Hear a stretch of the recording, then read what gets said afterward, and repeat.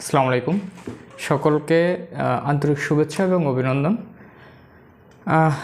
আজকে আমরা যে বিষয়টি নিয়ে কথা বলবো সেটা হলো দেশকে এগিয়ে নিয়ে যেতে আমলা নামক ফ্যাসিজম থেকে বেরোতে হবে, জুনিয়রদের প্রাধান্য দিতে হবে, অর্থাৎ জুনিয়র যে অফিসাররা রয়েছেন তাদেরকে প্রাধান্য দিতে হবে, তাহলেই দেশ এগিয়ে যাবে। মনে রাখতে হবে যে আমরা বিগত 17 বছরে যে ফ্যাসিজমের কথা বলছি বারবার, তার মূল কারিগর হচ্ছেন এই আমলারা। এটা আপনি মানেন আর না মানেন। তো আমি আসলে আজকে যে বিষয়টা আপনাদের সাথে আরও ডিপলি আলোচনা করতে চাচ্ছি সেটা হলো যে আওয়ামী লীগের একটা বড় অংশ ফ্যাসিবাদী ছিল। এরা কাউকে ভয় করতো না, নাস্তিকও বলতে পারেন। এরা অভিনেতা অভিনেত্রীদের চাইতেও বেশি তারা অভিনয় করতে পারতো। তবে এর ব্যতিক্রমও ছিল, যারা দলের এই ফ্যাসিবাদী রাজনীতিকে আসলে কখনো সমর্থন করতো না। যদি সেটার বলেন তাহলে হচ্ছে যে তারা বিশ্বাস করতো, যারা প্রকৃত রাজনীতিবিদ বা বর্ষিয়ান রাজনীতিবিদ ছিলেন, যে আসলে ফ্যাসিবাদী বা ফ্যাসিজম বা এই রকম একটা গভর্নমেন্ট যখন ফল করে, চরমভাবে ফল করে। অর্থাৎ একটা জিনিস হচ্ছে যে ফ্যাসিবাদের পতন এত নির্মম হয়, যেটা বিশ্বে আপনি বেশ কিছু দেশের যদি এই মানে ফ্যাসিজম বা দেখে থাকেন তাহলে আসলে বুঝতে পারবেন। তা আমরা আজকে আসলে যে বিষয়টা নিয়ে কথা বলতে চাচ্ছি সেটা হলো যে আমলাতান্ত্রিক জটিলতা। আমাদের বর্তমান উপদেষ্টারা রয়েছেন, তারাও কাজ করতে পারছেন না সঠিকভাবে। কারণ হচ্ছে যে ফ্যাসিবাদের সময় যে আমলারা ছিলেন তারা এখনও বিভিন্ন দপ্তরগুলিতে রয়েছেন এবং তারা ওই জিনিসটা মনোভাব নিয়ে রয়েছেন।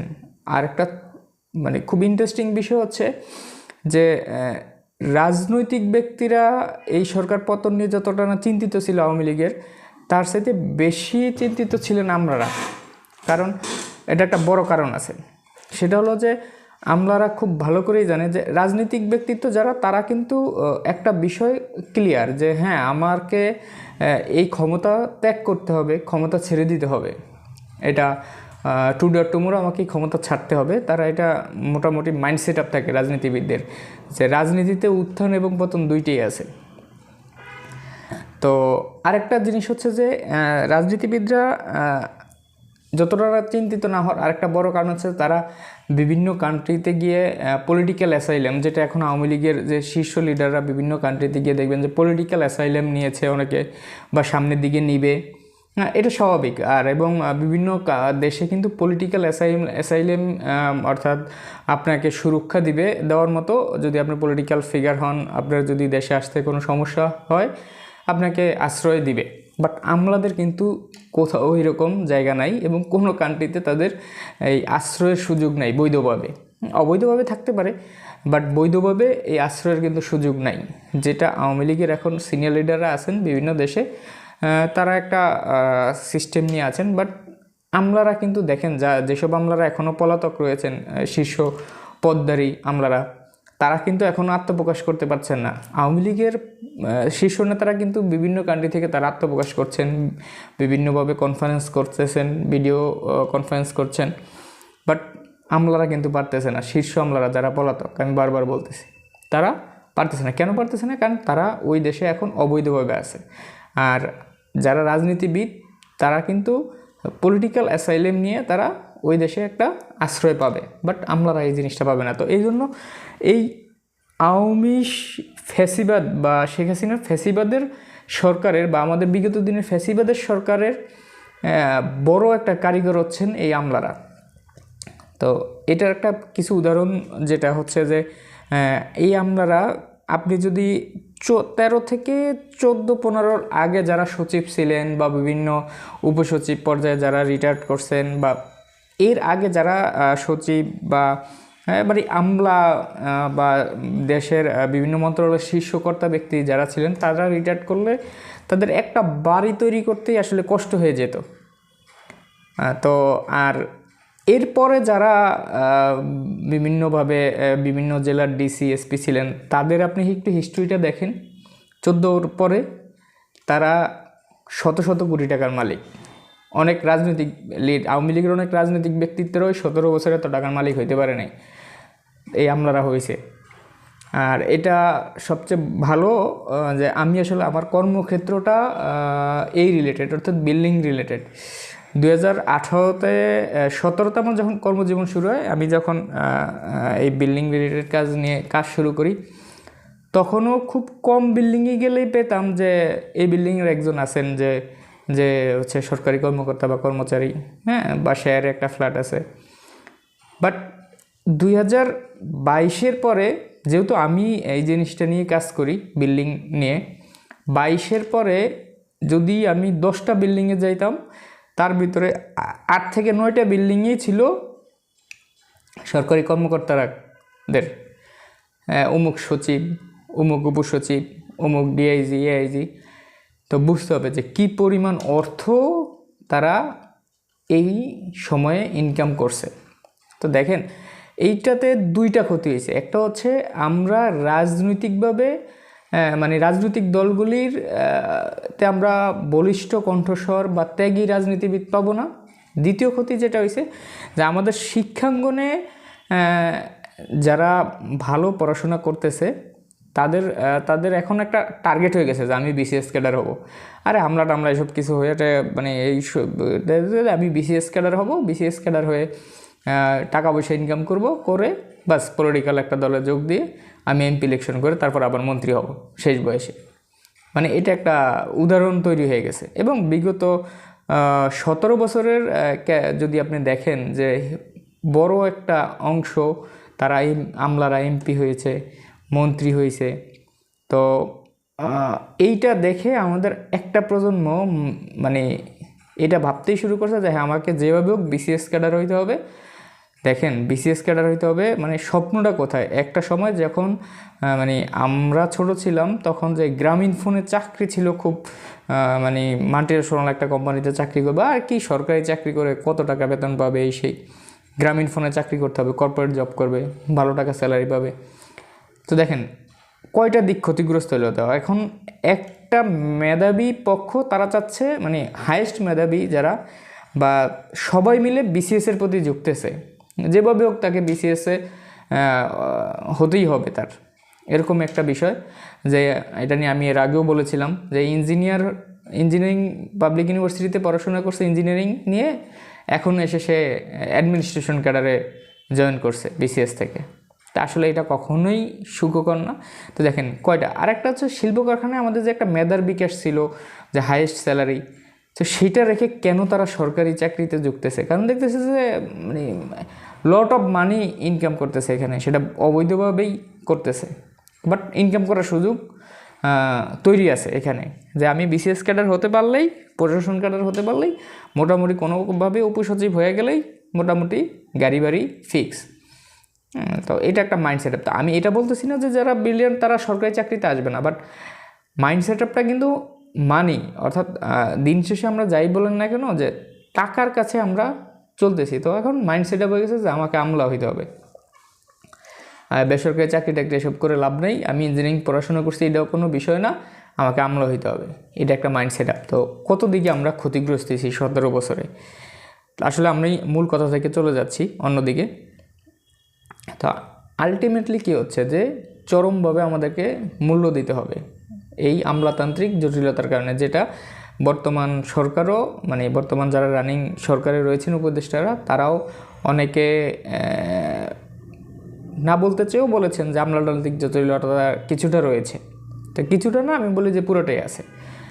মানে আপনাকে কি বলবো, যে তৎকালীন একজন আমার এলাকার একজন রানিং তৎকালীন আওয়ামী লীগের এমপি ছিলেন, তিনি মন্ত্রীও ছিলেন। তার আসনে মানে সদ্য বিদায়ী একজন সচিব মাত্র পেরে গেছেন, সেই ইলেকশন করার জন্য ওনার সাথে টক্কর দেওয়া শুরু করছেন। তাহলে আপনাকে বুঝতে হবে যে খুঁটির জোরটাই আমাদের কোথায় ছিল এই 17 বছরে। তো এর একটা কারণ হচ্ছে যে এই আওয়ামী লীগ, এই বিগত দিনের সরকার একটা স্তরকে, অর্থাৎ আমলাদের একটা স্তরকে এত পরিমাণে সুযোগ সুবিধা দিয়ে রাখছে যে তারা কোনোভাবেই এর বাইরে চিন্তা কখনো না করতে পারে। ওই যে বারবার ওই একটা কথাই যে রাজনীতিবিদরা কিন্তু অ্যাসাইলামের চিন্তা মাথায় নিয়ে আসে, বাট এই আমলারা কিন্তু সেই চিন্তা নাই, কারণ তার তো আশ্রয় হবে না, কোথাও অবৈধভাবে থাকতে হবে বিদেশ গিয়ে। তো এখন বিষয়টা যেটা যে এত পরিমাণ ইনকাম তারা করছে বা করতেছিল, সেই জিনিসগুলি বন্ধ হয়ে গেছে। ইভেন তারা যে অবৈধভাবে যে টাকাগুলি ইনকাম করছে সেগুলিও বের হয়ে আসতেছে, বের হয়ে আসবে টুডে টুমোরো। তাহলে আপনি চিন্তা করেন। তো আরেকটা বিষয় যেটা যে এই যে টাকাগুলো ইনকাম, আপনি যদি আইজিপি দেখেন, ডিআইজি দেখেন, 2014 পরে যারা ছিল তারা হাজার হাজার কোটি টাকার মালিক, তাদের বাড়ি গাড়ি বিল্ডিংয়ের কোনো অভাব নেই দেশে।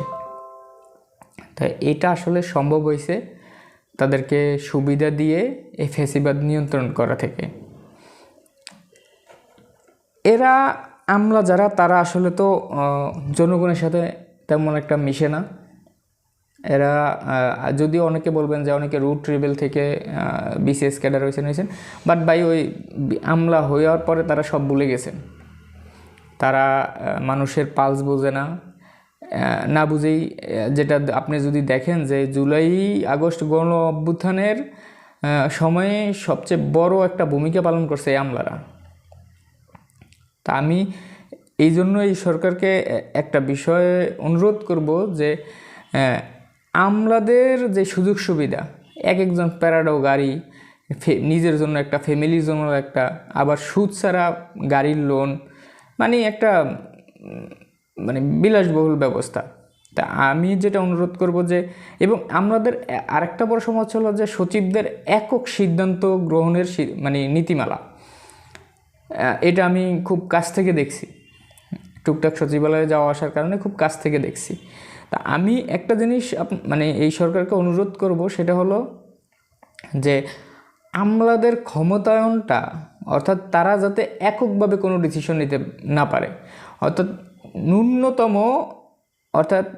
ন্যূনতম একদম নিচের লেভেলে যে সদ্য জয়েন করছে তার মতামতের উপর বেস করে, বা তার মতামত যাতে একটা সিদ্ধান্ততে গ্রহণ করা হয়, বা তারও একটা সাইন যাতে রাখা হয়, অপশন। আমি এটা অনুরোধ করব এই পদ্ধতিটা চালু করার জন্য। আর আমলাদের যে এই সুযোগ সুবিধার কথা, ভাই প্রাডো গাড়ি কেন? সে কি রাজনীতিবিদ? তাকে বুলেট প্রুফ গাড়ি দিতে হবে? সে কি রাজনীতিবিদ যে তাকে মানে মেরে দেওয়ার হুমকি আছে? সে তো সরকারি লোক, সে যেই দলেই আসুক না কেন, সে সরকার জনগণের সেবা দিবে, জনগণ তো তারে মারতে আসবে কেন? তাহলে প্রাডো গাড়িটারি বাদ, এইসব গাড়ি বাদ দিয়ে তাদেরকে এক্সিও গাড়ি দেয়। ওই একটা প্রাডো গাড়ি দিয়ে 10টা এক্সিও গাড়ি কিনা যাবে, ওই একটা প্রাডো গাড়ির খরচ দিয়ে 10টা প্রাডো এক্সিও গাড়ি চালানো যাবে। তারাও পাক, নিচে যারা কর্মকর্তা প্রয়োজনে একটা প্রাডো গাড়ির পরিবর্তে 10টা গাড়ি কিনে নিম্নস্থ যত কর্মকর্তা আছে তাদেরকেও গাড়ির সুবিধা দেন, যাতে তারাও এটাতে মানে কাজে আগ্রহ পায়। দেখবেন কাজগুলি, সরকারি কাজ ফাইলগুলি গতি আরও ত্বরান্বিত হবে। যেগুলি এখন এক টেবিল থেকে আরেক টেবিলে যাইতে অনেক লেট হয়, তো ইনশাল্লাহ গাড়ি দিয়ে দিলে আর এই লেট হবে না। বাংলা কথা বলি, স্পিড বাড়বে তাদের মধ্যেও। তো মানে আমি এই সরকারকে সর্বশেষ একটা অনুরোধ করব যে পরিবহন পুলকে, সরকারি পরিবহন পুলে প্রাডো গাড়ি এসব কিনা বন্ধ করে দেন। বন্ধ করে দিয়ে ওখানে এক্সিও গাড়ি কিনেন, এক্সিও গাড়ি কিনে সচিবদের মানে আমলাদের এক্সিও গাড়ির উপরে প্রয়োজন নাই। এই নির্বাচনের আগেও 280টা প্রাডো গাড়ি কিনে ডিসিএসপিদের দেওয়া হয়েছে। কেন?